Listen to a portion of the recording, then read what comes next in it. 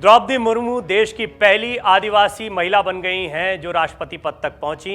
इससे पहले झारखंड की पहली आदिवासी महिला राज्यपाल होने का रिकॉर्ड भी उन्हीं के नाम पर दर्ज है। ये नाम आज पूरी दुनिया में चर्चा का विषय है। द्रौपदी मुर्मू आज देश की पहली आदिवासी महिला राष्ट्रपति बनने की शपथ उन्होंने ली है। द्रौपदी मुर्मू ने आज देश की पहली आदिवासी महिला राष्ट्रपति के तौर पर शपथ ली है। राष्ट्रपति द्रौपदी मुर्मू का बचपन बेहद अभावों और गरीबी में बीता था, लेकिन अपनी स्थिति को उन्होंने अपनी मेहनत के आड़े नहीं आने दिया। बेटी को पढ़ाने के लिए द्रौपदी मुर्मू खुद शिक्षक बन गईं। मुर्मू अपने गांव की पहली लड़की थीं जो स्नातक की पढ़ाई करने के बाद भुवनेश्वर तक पहुंची। ऐसे में आज हम आपको उनकी जिंदगी से जुड़े कुछ किस्से बताने जा रहे हैं जो आपको भी प्रेरित करेंगे। द्रौपदी मुर्मू देश की दूसरी महिला राष्ट्रपति हैं, सर्वोच्च संवैधानिक पद संभालने वाली पहली आदिवासी महिला हैं और स्वतंत्र भारत में पैदा होने वाली पहली राष्ट्रपति हैं। मुर्मू ने शपथ ग्रहण समारोह से पहले राजघाट स्थित महात्मा गांधी के स्मारक पर सोमवार को सुबह पुष्पांजलि अर्पित की। 1997 में अपना राजनीतिक करियर रायरंगपुर नगर पंचायत में पार्षद के रूप में शुरू करने वाली द्रौपदी मुर्मू 2015 में जब झारखंड की राज्यपाल बनी तो उन्होंने राजभवन जनता के लिए खोल दिया। मुर्मू 2021 तक इस पर बनी रहीं। तो ऐसे में जानिए द्रौपदी मुर्मू के जीवन की 4 कहानियां जो आपको प्रेरित करेंगी। स्कूल जाने के लिए उफनता नाला पार किया।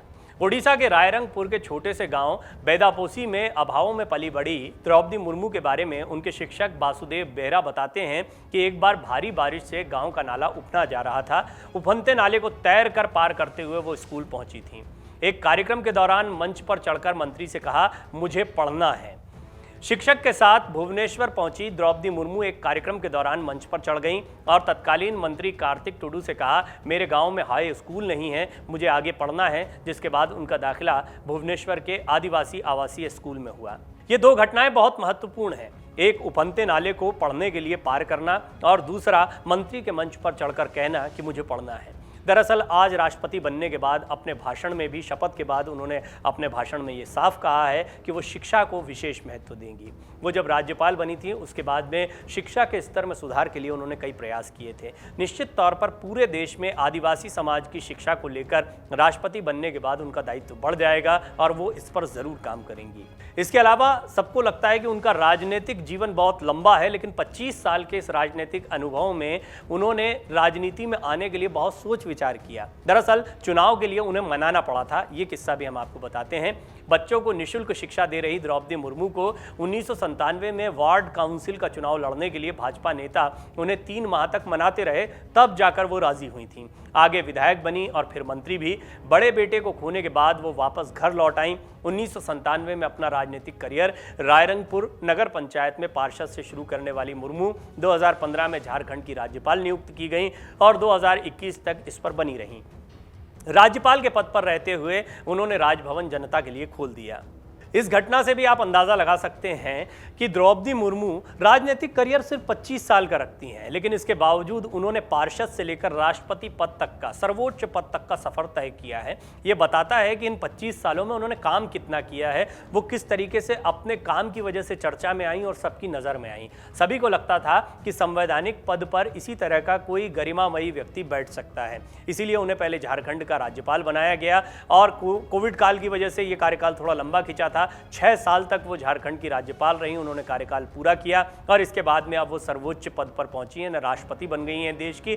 कुल मिलाकर द्रौपदी मुर्मू इस पद के लिए सबसे अच्छी चॉइस दिखाई देती हैं और जब उनका कैंडिडेचर तय हुआ था, इसी के साथ एक बड़ा मास्टर कार्ड बीजेपी ने और एनडीए ने खेला था, क्योंकि कोई भी उनका विरोध नहीं कर पा रहा था। हालांकि यशवंत सिन्हा ने कड़ी टक्कर दी और उनको भी ठीक ठाक वोट मिले हैं, लेकिन इसके बावजूद द्रौपदी मुर्मू के पक्ष में कई ऐसे दल भी आ गए जो एनडीए के खिलाफ थे या लग रहा था कि एनडीए के खिलाफ जाकर वोट कर सकते हैं।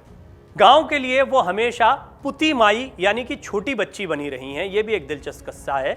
भले ही द्रौपदी मुर्मू 6 साल तक गवर्नर रहीं, लेकिन रायरंगपुर के लिए वो छोटी बच्ची ही रहीं। जब भी वो वहाँ गईं, बिना सुरक्षा के चलती, सबसे मिलती, कहती यही बड़ी हुई हूँ, यही कर्मभूमि है, यहाँ के लोगों से नहीं मिलूंगी तो दुख होगा। यानी कि वो कोई प्रोटोकॉल या इस तरह की चीज़ें नहीं मानती थी। अब देखना होगा, एक शंकर दयाल शर्मा साहब का किस्सा हमने आपको बताया था। भोपाल के रहने वाले थे, बहुत तंग गलियों में उनका घर था, तो राष्ट्रपति बनने के बाद वो कभी भी अपने घर नहीं जा पाए थे, क्योंकि बहुत सकरी गलियां थी और जाते थे तो प्रोटोकॉल होता था, बहुत सारी सुरक्षा होती थी, तो ऐसे में स्थानीय लोगों को दिक्कत ना हो, इसलिए शंकर दयाल शर्मा जब तक राष्ट्रपति रहे कभी अपने पैतृक निवास में नहीं गए, भोपाल में उस गली में नहीं गए जहां पर उनका जन्म हुआ था, जहां वो रहते थे।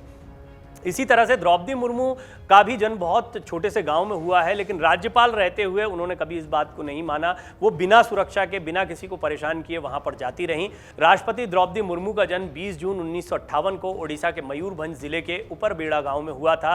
उनके पिता का नाम बिरंची नारायण टुडू था। द्रौपदी मुर्मू की शादी श्यामाचरण मुर्मू से हुई। श्यामाचरण मुर्मू से शादी के बाद दोनों के 4 बच्चे हुए थे, इनमें 2 बेटे और 2 बेटियां थीं। साल 1984 में मुर्मू की बेटी की मौत हो गई थी, 3 साल की बच्ची थी। इसके बाद साल 2009 में एक और 2013 में दूसरे बेटे की अलग अलग कारणों से मौत हो गई थी, और कुछ साल बाद 2014 में श्यामाचरण मुर्मू की यानी उनके पति की भी दिल का दौरा पड़ने से मौत हो गई थी। तो काफ़ी संघर्ष और कष्ट का समय भी उनके लिए रहा है, लेकिन इसके बावजूद जो सामाजिक कार्य वो करती रहीं, शिक्षा के कार्य जो करती रहीं, अपने लोगों के बीच जाने के कार्य जो वो करती रहीं, उन्होंने कभी विराम नहीं दिया। और राष्ट्रपति बनने के बाद भी यही उम्मीद की जा रही है कि वो ज़्यादा बढ़ चढ़कर लगातार आदिवासी हितों के लिए काम करेंगी, खास तौर पर अपने गांव के लिए, अपने क्षेत्र के लिए। डाउनलोड करें अमर उजाला ऐप और पाएं खबरें लगातार।